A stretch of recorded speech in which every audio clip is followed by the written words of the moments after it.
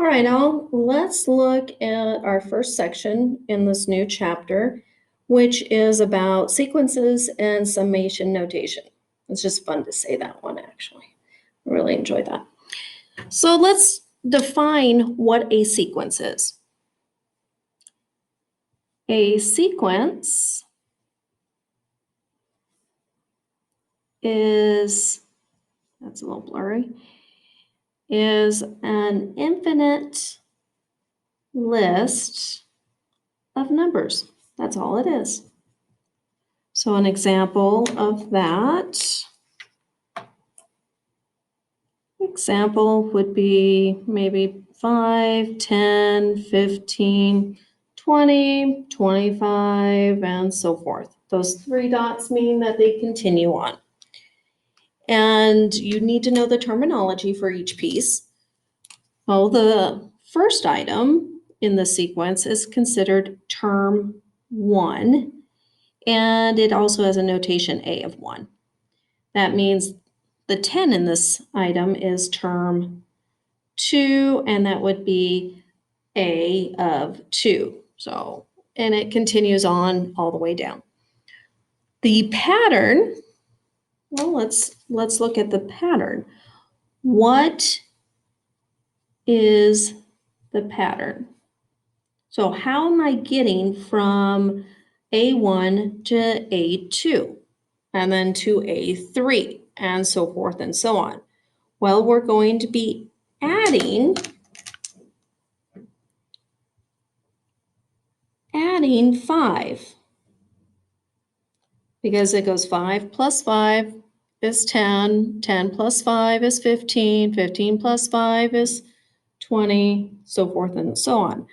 Or you could write it as 5 times n being the position or the term. So isn't term 2, 2, 2 times 5 is 10. Isn't that 10? It is. This would be T3 or term 3. So is 3 times 5 15? It is. Well, that is another way of seeing it. Now we have different types of forms. The first form we're going to go over is called recursive. So this is a recursive formula. And this is for specifically arithmetic sequences which either add or subtract numbers throughout. This is not for geometric. Geometric is where you multiply, but we're not doing multiplication on this pattern. So we have our form goes A of n equals A of n minus 1 plus 5 on this one. Let's talk about what each piece means. So on this one, it's for any nth term. So you figure out, oh, I want to know what the 10th term is in the sequence. And this stands for n minus 1 is the previous term of the one you're looking for. So previous term of whatever value or location you're looking for in the sequence. And the last number is what we call difference. So that means what is the difference between the first number and the second number in the sequence and throughout. And this would be an additional 5, not a subtraction of 5 because we're going up and not down. So let's do an example. Let's do example 1.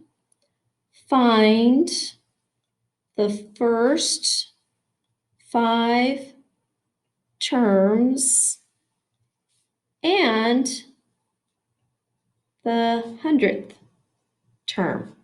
Well, I do not want to write out 100 terms and then find it that way by adding them all together. It's not what I want to do. Let me push this up. And I am given my first piece, I'm given just this form, 2n minus 1.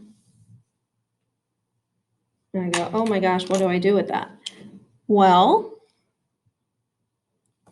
I would be going, what's my n? Well, my n is going to be 1. So let n start at 1, the first position. I'll plug it in. 1 times 2 is 2 minus 1 gives me 1. So my first term would be 1. Then I plug in 2 because for the second position, 2 times 2 is 4 minus 1. That gives me 3. And continue on. I get 5, 7, 9, dot, dot, dot. Well, what do I do at 100th? If I plug in 100, I have 200 minus 1 is 199.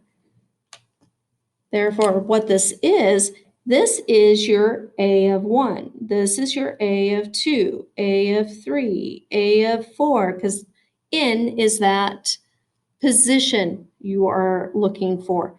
That makes this A of 100. Did you find the first 5 terms? Absolutely. Let me put my A of 5 there. Did I find the 100th term? I did, of that form. So what happens at a different form? So let's do, what about n squared minus 1? Well, what is my A of 1? Remember, I'm trying to find my first 5 terms. So A of 1, plug in 1 for n, I get 1 squared, which is 1 minus 1. So I get 0. What's my A of 2? Plug in 2. I get 4 minus 1, which is 3. And I continue on. So here's my first 5 terms. Then what happens at the 100th?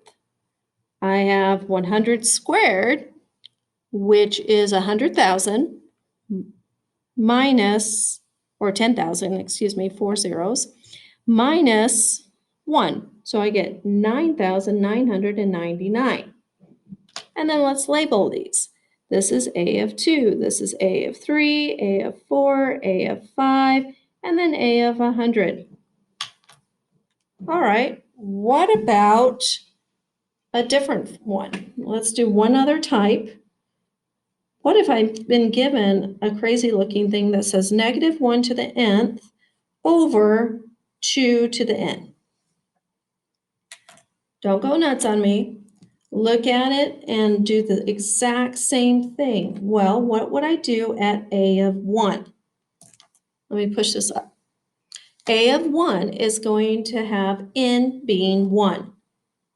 Take negative 1 to the first power, that gives me negative 1. 2 to the first power is 2, so I have negative 1 over 2, which combines to negative 1/2. What if I have A of 2? And you may want to do this on the side because these are fractions, they get a little scary. So A of 2 means n is 2. Plug in 2 here, negative 1 squared is a positive 1. And then 2 squared is 4. So I get a positive 1/4. Okay, what's A of 3? I'm going to have this cubed. Remember, any negative number to an odd exponent is going to be negative. That still gives me a negative 1 on top, and then 2 cubed is 8. So I get a negative 1/8. Continue on, and then I'd have 1/16, negative 1 over 32, dot, dot, dot. Don't forget my commas. I forgot my comma up here, sorry. Move the paper. And then I do 100. Well, if you try to put this in the calculator, it's going to come out really crazy looking in scientific notation. So on this one, when it gets so large, I would just do 1 over 2 to the 100th. Reduce each piece independently and then leave it as is on this one. So this is your A of 4, A of 5, and then A of 100. This number is crazy decimal, which turns into scientific notation. You just want to be aware of that. All right, let's do example 2. Okay, find the nth term of a sequence. All right, so you're given, here's A, you're given 1/2, 3/4, 5/6, 7/8, and dot, dot, dot. Well, let's label what we know. We know that this is A of 1. We know that's A of 2, A of 3, A of 4, and so forth. Now, just talking it out, I know the top numerator has odds, the denominator has evens. That's something I notice. Okay, let me make a note of that. So I notice that the numerator, oh, I forgot my E. Notice that my numerator is odd numbers. Denominator, I'm going to abbreviate, is even numbers. Okay, so let's start with even numbers are the easiest to just think about. If I had A is 1, how do I get 2? That's a question. How does A or 2 become is equal to 1 times what, right? Now, how does that work at A of 1? Well, 1 times anything is anything. So if I had 1 times 2, okay, that would make 2. But which one changes? My n value changes. Well, this is my n value. Therefore, that denominator is going to have the form of 2 times n, and this is for the denominator one. That's the easier of the two. Okay, if the denominator is 2 times n, and let's check it, test it. This is position 2. 2 times 2 is 4. Position 3. 3 times 2 is 6. Position 4. 4 times 2 is 8, or you can say it the other way, 2 times 4, because the n value is the position. Well, that works. All right, what about the numerator? It is odd, and so that's for the evens, but for the odds, what are we going to do in the numerator? And let me put numerator. I'm going to abbreviate. So think about, what am I doing with the odd numbers on the top? Well, I could take the even number, and look at this. The odd number is 1 less than the even number. So can't I just find the odd or the even number and subtract 1? Would that work? Let's test it, because it's 1 less than that position on the bottom. That's another thing I noticed. So if n's 1, I'd have 2 minus 1, which is 1.